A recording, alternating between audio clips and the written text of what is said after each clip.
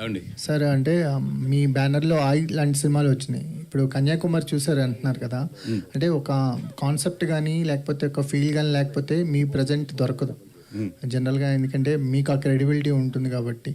కన్యాకుమారి విషయానికి వచ్చేసరికల్లా మీరు అన్నట్టు ఒక ఆర్గానిక్ లవ్ స్టోరీ చాలా ఎంటర్టైన్మెంట్ వేలో డీల్ చేశారన్నారు కదా. కమర్షియల్ ఎలిమెంట్స్ని మీరు గీతా ఆర్ట్స్ కానీ ఆ స్కూల్ అంతే కమర్షియల్ ఎలిమెంట్స్ చాలా గట్టిగా పట్టుకుంటారని తెలుసు. ఏం కమర్షియల్ ఎలిమెంట్స్ కనిపించినాయి మీకు? అంటే ఒకటండి, నేను ప్రొడ్యూస్ చేసేటప్పుడు ఎప్పుడు కూడా కమర్షియల్గా చేయాలనుకుంటాను. లైక్ చేసేది మాత్రం ఎక్కువ ఏంటంటే ఒక డెప్త్, ఒక మంచి కథ ఉన్న సినిమాలను ఎక్కువ పర్సనల్గా లైక్ చేస్తాను. అవి అయితే ప్రొడ్యూస్ చేయను, ఎందుకంటే బికాస్ అవి కమర్షియల్గా వర్కౌట్ అవ్వవు కాబట్టి. బట్ ఈ సినిమా నాకు ఎందుకు నచ్చిందంటే ఎస్పెషల్లీ జనరల్గా ఏంటంటే ఒక హానెస్ట్గా కథ చెప్పేటప్పుడు చాలా ఏంటంటే నిజంగానే చాలా హానెస్ట్గా వెళ్ళిపోతారు. దీంట్లో అట్లా కాకుండా చాలా లైటర్ వేలో ఒక ఆడియన్స్ కూర్చున్నప్పుడు బోర్ కొట్టకుండా ఆ చిన్న పెదవి మీద ఒక స్మైల్ అలా వెళ్తూ ఒక సినిమా నీట్గా ఫినిష్ చేశారు, లవ్ స్టోరీని. అది నాకు బాగా నచ్చింది. అంటే మనం ఇప్పుడు ఒక పల్లెటూరులో కథ చెప్తున్నాం కదా అని చెప్పి మరీ హానెస్ట్గా వెళ్ళిపోకుండా, ఆ కమర్షియాలిటీ కూడా ఎక్కడ మిస్ అవ్వకుండా ఒక చిన్న రియాలిటీకి కమర్షియాలిటీకి మధ్యలో మంచి బ్యాలెన్స్ తీసుకుంటూ చేశారు. అది చాలా బాగా నచ్చింది నాకు. అంటే ఈ సినిమా రేపు పొద్దున్న థియేటర్లో ఎంత చేసేస్తుంది ఏంటి అన్నిటికన్నా కూడా ఒక మంచి సినిమా అయితే మాత్రం డెఫినెట్గా ఇది చూసిన వాళ్ళు ఎవరు అయినా సరే దీన్ని చాలా మంచి సినిమా అనే చెప్తారు. మీ సైడ్ నుంచి సినిమాలు అంటే ఆయి కావచ్చు, మిత్రమండలి కావచ్చు, ఏదో ఒక గుజరాతీ సినిమా కూడా నచ్చి తీసుకుంటున్నారని తెలిసింది. అంటే స్టేజింగ్ ఆఫ్ ఫిల్మ్స్లో ఒక స్టేజ్ కనిపిస్తుంది, మిడ్ స్టేజ్ కనిపిస్తుంది, హై స్టేజ్ కనిపిస్తుంది. దీన్ని మెయింటైన్ చేయటం అనేది చాలా హెల్దీ అనిపిస్తుంది సార్ ఇండస్ట్రీకి. అంటే ఒక కైండ్ ఆఫ్ ఫిల్మ్స్లే చేస్తామని కాకుండా మీరు దాన్ని మెయింటైన్ చేస్తున్నందుకు అంటే one of the inspiration for me is, ఇప్పుడు ఇండియాలో ఎక్కడ మంచి సినిమా ఉన్నా కూడా నాకున్న క్రెడిబిలిటీకి కానీ లేదా నాకున్న పరిచయాలకు కానీ బిఫోర్ రిలీజ్ నేను చూడగలను. అంటే నేను చేస్తాను అంటే నాకు బిఫోర్ రిలీజ్ చూపిస్తారు. నాకు ఒకటే ఏంటంటే ఇన్ని సినిమాలని తీసుకురావడానికి తెలుగులో ఎక్కడెక్కడ మంచి సినిమా జరుగుతుందని ఏరుకుని మరీ తీసుకురావడానికి ఒకటే మెయిన్ కారణం ఏంటంటే థియేటర్స్ని బతికించాలి. ఫస్ట్ నా ideology of bringing the good films to the Telugu is that is the first లోపల ఉన్న ఇది. ఎందుకంటే ఇప్పుడు మన తెలుగు సినిమాలు చూస్తుంటే ఇప్పుడు పెద్ద సినిమాలన్నీ కూడా 2 years కోట్ వస్తుంది.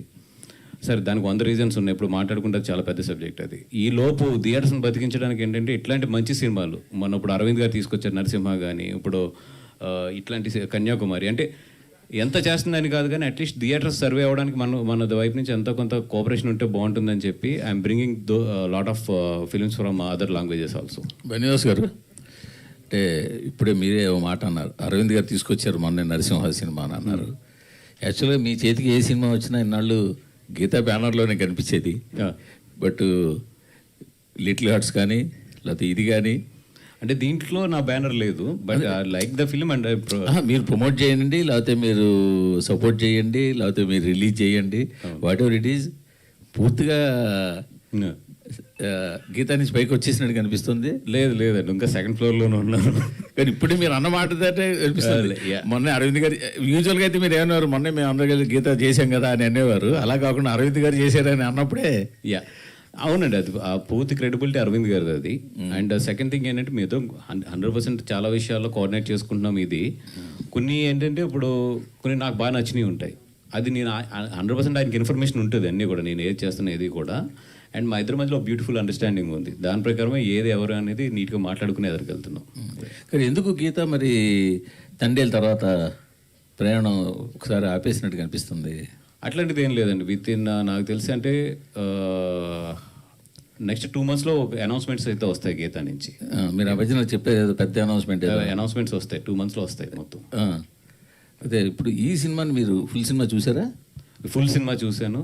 మొన్న డిటిఎస్ థియేటర్ కూడా రోజు వెళ్ళి చిన్న ఉన్నా కూడా తను సృజన్తో చెప్పడం జరిగింది. అంటే నా పాయింట్ ఆఫ్ వ్యూస్ ఎట్లా ఉంటాయి ఏంటి అనేది.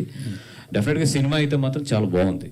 నేను ఫుల్ సినిమా మొత్తం ఎంటైర్ సినిమా సింగిల్ స్టిచ్లో చూసి నాకు చాలా బాగా నచ్చిన తర్వాత నేను వచ్చి కూర్చున్నాను. మీకు తెలుసు, నేను నచ్చకపోతే గమ్మున రాను ఏదో బయటికి. అంటే అది కూడా తెలుసు, కానీ మీ అంటే కమర్షియల్ టేస్ట్ కన్నా మీ పర్సనల్ టేస్ట్ కొంచెం డిఫరెంట్గా ఉంటుంది. ఇలాంటి మంచి నవల కనిపించినా, ఇలాంటి మంచి సినిమా కనిపించినా మీరు ఎగ్జైట్ అయిపోతుంటారు. అవును, అది ఒక్కోసారి ఎగ్జైట్మెంట్ మీ వరకే ఉంటుంది, జనాల్లోకి వెళ్ళే సందర్భాలు కూడా ఉన్నాయి. అవునండి, ఇప్పుడు ఇదైతే నాకు జనాల్లోకి వెళ్తుందని నమ్మడానికి కూడా మెయిన్ కారణం ఏంటంటే దీని హానెస్టీ చెప్పడంలోనే కమర్షియాలిటీ కూడా మిస్ అవ్వలేదు. అందుకనే నేను కొంతమంది మన పాత్రికేయులు కూడా వేసి చూపించమని చెప్పాను బిఫోర్, ఎందుకంటే వాళ్ళు రాస్తే బాగుంటుందని చెప్పి. మన మధు గారు కూడా అది సజెస్ట్ చేయడం జరిగిందండి. 100% ఏంటంటే ఇట్లాంటి సినిమాలు రికగ్నైజేషన్ వచ్చి థియేటర్లో నిలబడినప్పుడు టైం తీసుకుంటాయి. బట్ ఏంటంటే అందుకనే కొంతమంది ఏంటంటే ఎదరికొచ్చి సపోర్ట్ చేస్తున్నాం ఈ సినిమాని. డెఫినెట్గా ఈ సినిమా అయితే మాత్రం టాక్ అయితే మాత్రం బాగుంది అనేది మాత్రం వస్తుంది.